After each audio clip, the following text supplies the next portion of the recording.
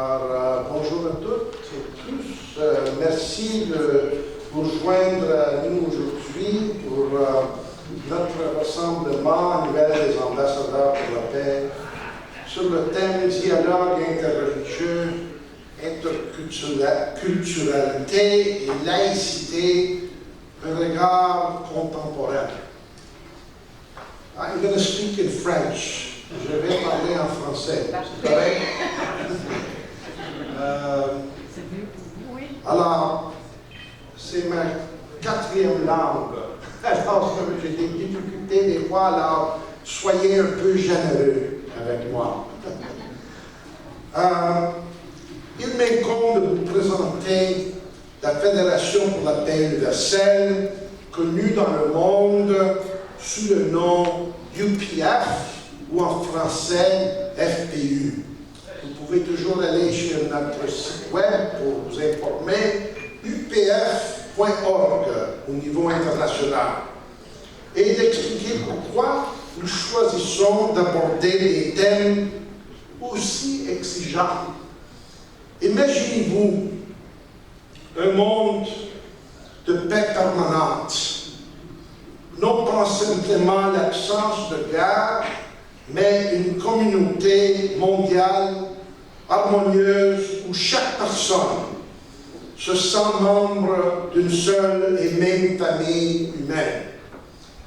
Telle est la vision audacieuse de la FPU. Fondée en 2005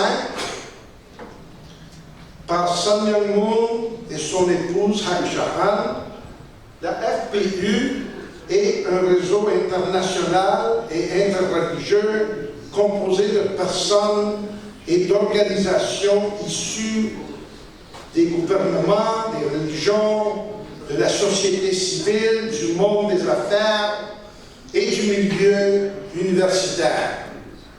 Elle bénéficie du statut consultatif général auprès du Conseil économique et social des Nations Unies et soutient activement les objectifs de développement durable de l'ONU.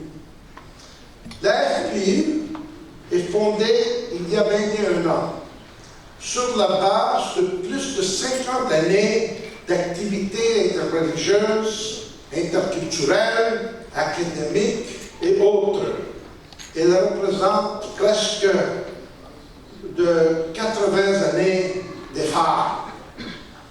Au cœur de la FPU se trouvent 5 principes intemporels issus d'une étude approfondie des Écritures du monde qui montrent que la plupart des religions et des philosophies de bien de l'Antiquité à nos jours s'accordent sur les fondamentaux, et vous pouvez les voir sur les deux posters là. Ces principes constituent le fondement d'une paix durable de notre point de vue. Que numéro 1, nous formons une seule famille humaine créée par Dieu ou une source ultime. Que les plus hautes qualités de l'être humain sont d'ordre spirituel et moral. Nous ne sommes pas simplement du matériau physique, nous avons un esprit. La famille, troisièmement, est l'école de l'amour et de la paix. Quatrième, servir signifie vivre pour le bien des autres. Cinquièmement, la paix naît de la coopération au-delà des frontières ethniques, religieuses et nationales. Alors, ces principes prennent vie à travers 3 idéaux directeurs de la FPU. Numéro 1, l'interdépendance, qu'on travaille en coopération pour répondre aux besoins matériels et spirituels de chacun. La prospérité mutuelle, où on partage les ressources, les connaissances et les opportunités, et les valeurs universelles partagées. respecter, protéger et prendre soin l'un des autres et de notre planète comme une seule famille d'origine commune. Concrètement, comme cela se manifeste-t-il dans le monde? On a plusieurs projets. La FPU agit dans plusieurs domaines clés, notamment le dialogue interreligieux pour la paix et la sécurité, les relations avec les Nations Unies, le mariage et la famille, l'éducation et le développement humain, ainsi que le service humanitaire et la jeunesse. Et je sais que parmi vous, il y a plusieurs qui sont engagés dans plusieurs secteurs. La FPU a créé 7 associations principales.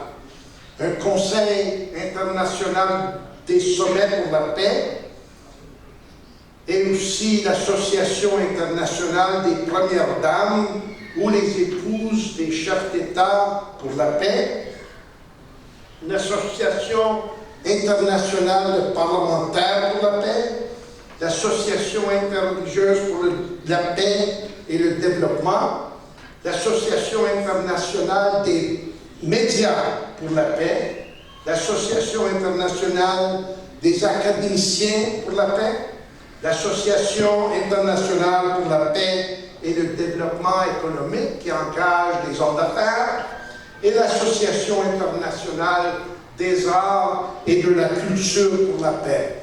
S'il y a quelqu'un qui n'est pas engagé dans l'un ou l'autre, s'il vous plaît, me le faire savoir. Okay? À travers ces programmes interreligieux, des responsables religieux de toute tradition se réunissent pour dialoguer et agir ensemble.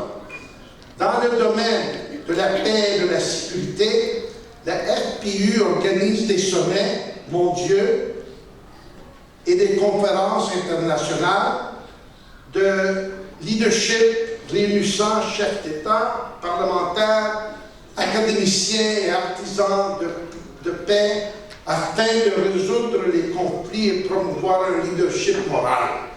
Plusieurs initiatives de groupes de réflexion ont touché millions de personnes en ligne et en présentiel, favorisant des solutions aux défis mondiaux.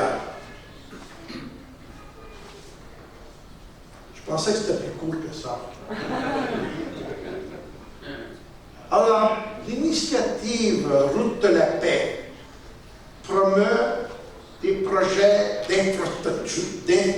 d'infrastructures visionnaires, tels que des tunnels sous-marins et des autoroutes internationales pour relier physiquement les nations et symboliser l'unité. Par ailleurs, le réseau mondial des ambassadeurs pour la paix comme vous mène des actions de terrain, aide humanitaire après les catastrophes, programmes d'éducation au caractère pour les jeunes, projets d'apprentissage par le service, sport pour la paix et initiatives en faveur de la famille qui valorisent le mariage comme fondement de société saine.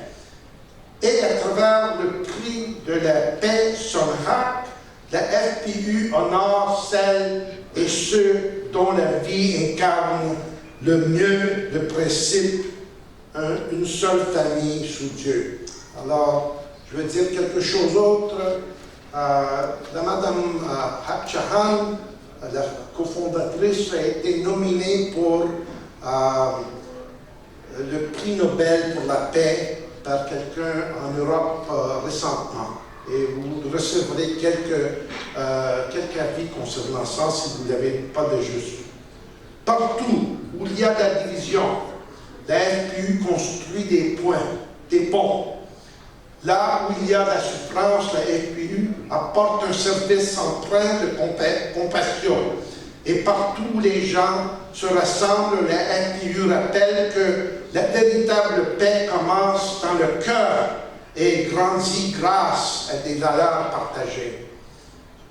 Je suis convaincu que s'il n'y a pas de paix entre les religions, il n'y aura jamais de paix. Si les gens religieux ne peuvent pas se parler, les autres ont moins de chances qu'ils vont se parler. La religion, la foi et la spiritualité font face à de nombreux défis à l'échelle mondiale comme locale ici au Québec. Que j'ai l'habitude de célébrer l'anniversaire d'une personne très proche de moi le 2 avril, c'est mon épouse. Mais cette année, le gouvernement du Québec a adopté le projet de la loi 9 ce même jour.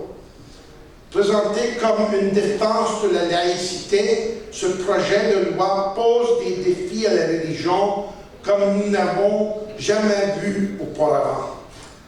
En tant que président du chapitre canadien de la FPU, je me joins à mes collègues dans plus de 120 pays où la FPU est active pour vous soutenir le bienvenu dans l'espoir que vous puissiez vous aussi saisir le cœur de la FPU, un mouvement mondial qui transforme le rêve d'une seule famille sous Dieu en action concrète qui change des vies chaque jour.